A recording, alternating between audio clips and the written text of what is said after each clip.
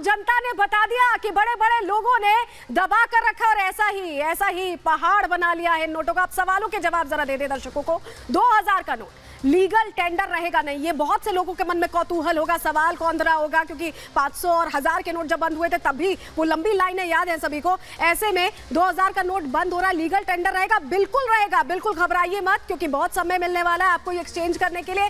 दूसरा सवाल जो आपके मन में आ रहा होगा, 2000 का नोट बैंक से अब जारी नहीं होगा क्या? बिल्कुल नहीं होगा। छपाई 2019 में बंद हो गई थी और अब जारी नहीं होगा, इसे वापस लेने का फैसला ले लिया है रिजर्व बैंक ऑफ इंडिया ने। तीसरा सवाल, बाजार में 2000 का नोट क्या वैध रहेगा? अगर आपको लगता है कि आपने कुछ पैसे, जो गृहिणियां हैं बहुत से पैसे बचा कर रखती हैं, अपने खर्चे के लिए इस्तेमाल करती हैं, उनका ये सवाल, और इस सवाल का जवाब बिल्कुल वापस भी होगा, वैध भी रहेगा। आरबीआई 2000 का नोट क्या वापस लेने वाला है? ये सवाल भी मन में आ रहा होगा आपके।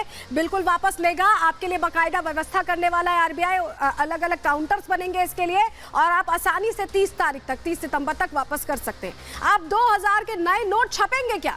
बिल्कुल नहीं छपेंगे, इसकी जरूरत नहीं बता रहा है आरबीआई, क्योंकि आरबीआई का कहना है कि सर्कुलेशन भी कम था और जरूरत भी मार्केट में नहीं है, जो एनालिसिस किया गया है। और जो सवाल आपके मन में होगा, 30 सितंबर तक क्या वैध रहेंगे 2000 के नोट? जी हाँ, आपको पूरा समय मिलने वाला है, करीब 1.5 महीने हैं अभी लगभग, तो आपको इतना समय मिलने वाला है और ये नोट आपके लिए तब तक एक्सचेंजेबल रहने वाले। और हमारे साथ आकाश जिंदल साहब जुड़ रहे हैं, उनका रुख कर लेते हैं। आकाश जी, बहुत सारे सवाल अंदर की खबर के जो दर्शक जुड़े हैं उनके मन में कौंध रहे हैं कि ये फैसला क्यों लिया गया?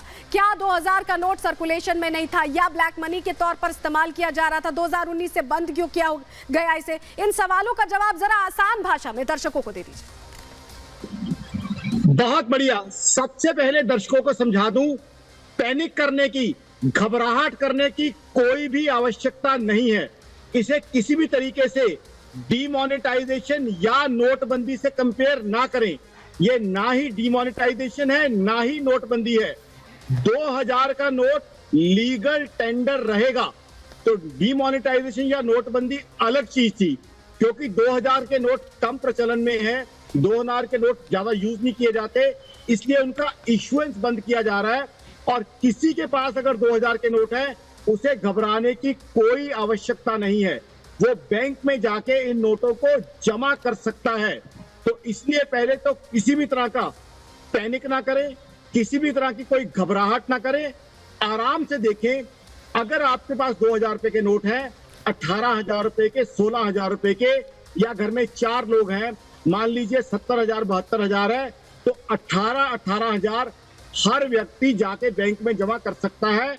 30 सितंबर तक का टाइम है, एक सफिशिएंट टाइम दिया गया है, और आपके नोट की वैधता किसी तरीके से भी खत्म नहीं हुई है। सरकार या आरबीआई आपके नोट की पूरी इज्जत कर रहा है, आपके पैसे की पूरी इज्जत कर रहा है, तो इसलिए वो डीमोनेटाइजेशन एक डिफरेंट प्रोसेस था। बिल्कुल, ये भ्रम सबसे पहले आकाश जिंदल जी आपने दूर कर दिया कि डीमोनेटाइजेशन से, नोटबंदी से इसे कंपेयर ना करें। ये फैसला बहुत बड़ा है। आप हमारे साथ जुड़े रहिएगा, कुछ और सवाल है दर्शकों के जो आपके जरिए मैं उन्हें बताने समझाने की कोशिश करूंगी, लेकिन